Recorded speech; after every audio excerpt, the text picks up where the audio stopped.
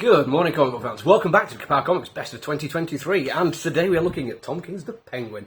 It is a brilliant book, and not to put too fine a point on it, it's kind of the reason why two other books didn't make it into the top 10. It's worth actually discussing why, and I've kind of not got into this too much on a lot of my choices.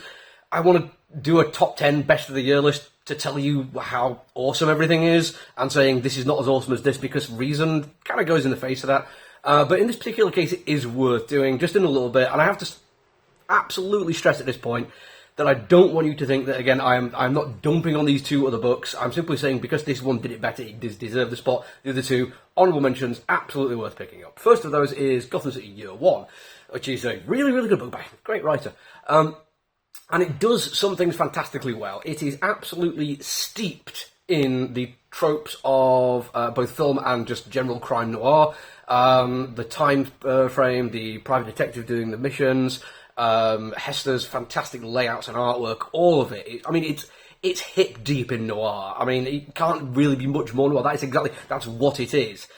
But weirdly, this actually manages to be really effective noir in ways that aren't quite as obvious. I'm not going to say they're effortless. There is an awful lot of attention to detail that goes into it to make it the way it is and make it as effective as it is. But it does it in ways which aren't just femme fatales wreathed in smoke, or the lighting in a private detective's office broken up by the slanted slats of the blinds in the window. It does noir without saying, hi, you want to check out our noir. And a huge part of that. I mean, obviously, Tom King, he wrote the thing and he set everything up, but it does get onto the artwork quite a bit, and it is worth pointing out. I'm going to check, I always forget the guy's who's colouring this one. But on artwork is Raphael de la Tour, who's absolutely spectacular, like 100% brilliant artist for a lot of reasons. But then also Marcello Maiolo, and I apologise if I mispronounced that one, does such a fantastic job on the colours. There's obviously so much effort and thought being put into exactly what palettes they're using for which scenes, how deep they can go with the colours, and the depth of the colour is like a huge part of it. There's very little just light radiant bits. Even daylight shots in parks, we still get a sense of everything is so rich and deep when it comes to what we're seeing on the page. And this does help with that noir thing really effectively. And like a few other comic books I've reviewed and talked about recently, no problem using just really deep, dark blacks throughout. Not scared of it looking too menacing, or even it being just forgiven as negative space. No, it matters. It's good. They've done this really, really effectively. The other thing that it does better than one of the books that didn't make it into the series is the Paul Dano Riddler one. And again, I'm not criticising too heavily. Really, really good book. It deserved to be on my honourable mentions. But if you're going to take a character from the Batman roster villains and give them their own proper run at it, King did do a better job than Dano did. And Dano, I mean, credit to him, he's not a professional comic book writer, or at least he wasn't when he started. Now he's been paid for it. That is the epitome of a professional writer. But King has more of a knack for this kind of thing, and he understands nuance. And he also is taking a big leap based on some of the One Bad Day books that came out early on in the year. And I've liked all of them. I think probably the only one that didn't get a rave review from me would have been the Ra's al Ghul one, but everything else is fantastic. And one of the things that they all seem to have taken on board really effectively and used to absolute perfection is this idea that it's easy to dismiss a lot of the Batman bad guys because they are cartoonish, they are vaudevillian. And Batman is apparently this guy, even though he has no superpowers, that he hangs out with like Superman and Wonder Woman. And he is useful when they're fighting threats like Darkseid, or Darkseid, I've never been 100% sure on that one. And for him to then struggle to maintain a city which has some unsuperpowered people in weird costumes with odd gimmicks, it does feel a bit weird. So the One Bad Day thing, it really hammered home this idea that these characters are genuinely terrifying.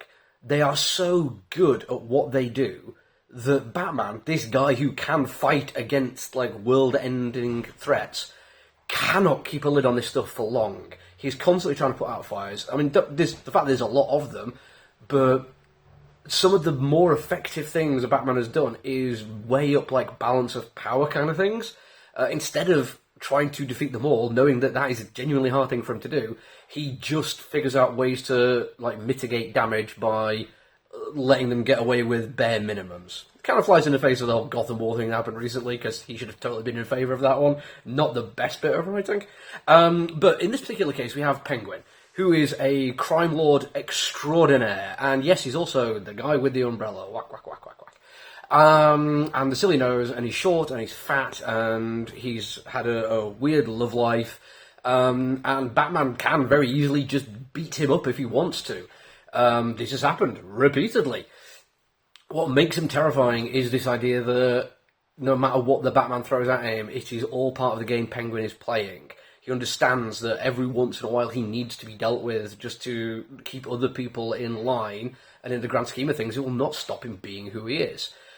In continuity at the moment, he's faked his death and has gone and retired, but due to some other comic book reasons, he's been blackmailed by a Fed to come back and take over again. And this is lovely, because it starts off this fantastic thing which Tom King has done really, really well, which is show how much Penguin's machinations do run deep. Because the FBI agent even knows that the main reason he's going back isn't just because she's blackmailing him. He needs this. He needs to be part of this world. And all she's doing him is giving him a nudge. She puts the effort into making it look effective, but he's going to want to go and do something like this. It's who he is. And when I say that, I want to make sure that I'm not ignoring the fact that he's not like a born criminal. There's no such thing. He is just a character who has had a very, very bad life due to the way he's perceived by the world, and as such, became what he is. And that is important as well, because as we're going through this story of the multiple issues we've had for it so far, we see the cold cunning that he has, the weird charm he can put out into the world, the absolute control and willpower he has, how intelligent he is, how witty he can be, also how violent he is. And this is an important distinction here, because it is weirdly easy to sympathise with Cobblepot. It is. He is a character that has been done wrong for a very long period of his life. And even within his criminality, he is still looked down on because of the way he actually looks. And so sometimes when he does resort to violence, you don't even get that sense of like, oh, well, I suppose I better do it. You see underneath all of this, the seething anger he has, that when he allows himself to do it, because I don't think he ever really loses control. When he allows himself to inflict this violence on people, it is a freeing moment for him to lay off all this hurt, all this pain, all this betrayal, all this anger, and it is unsettlingly brutal. There's no comedic moments when he is doing his violence. He leans into the comedy of who he is repeatedly. It gives him power in certain ways. But the violence is the thing that takes it away from being purely sympathetic, because you can't be a bit like, oh no, they deserved it, go on, Penguin. King has made no attempt to Rorschach the guy. When he does violence, yes, you can see why he does it the way he does, but at no point are you cheering it on. And all these things that I've just been talking about, when it comes to the character and their motivations and how they live in the world and how they go about things, that is what makes this one stand out, because there is no simple one-dimensional, two-dimensional, and three-dimensional take on the Penguin in this book. And it would be so easy to do it. There's so many tropes about the character, there's so many expectations anyone's going to have when they go in and read it. And don't get me wrong, these are there, but they are interlaced, interwoven into the world, into the fabric, into who this person is, into how people respond to him and how he responds to the people, to give you one of the best, most rounded character studies I've seen in a comic book for many, many a time. And also, this should go without saying at this point, but one of the best stories. The fact that he is this intelligent and this able to plan ahead and move his pieces. I mean, you hear people talk about people playing four-dimensional chess or whatever. I don't think there's ever been a real reason why I think anyone like Elon Musk could ever get their head around such a concept. But Penguin is written to that point where it's like, even small, insignificant, tiny moves he's making, he's not making them on a board which even makes sense to most people, because he is so ingrained into the criminality of what he's doing. It's brilliant, and that means the story we're getting is so multi-layered and so multifaceted that you can't help but cheer, while also wanting to occasionally look away.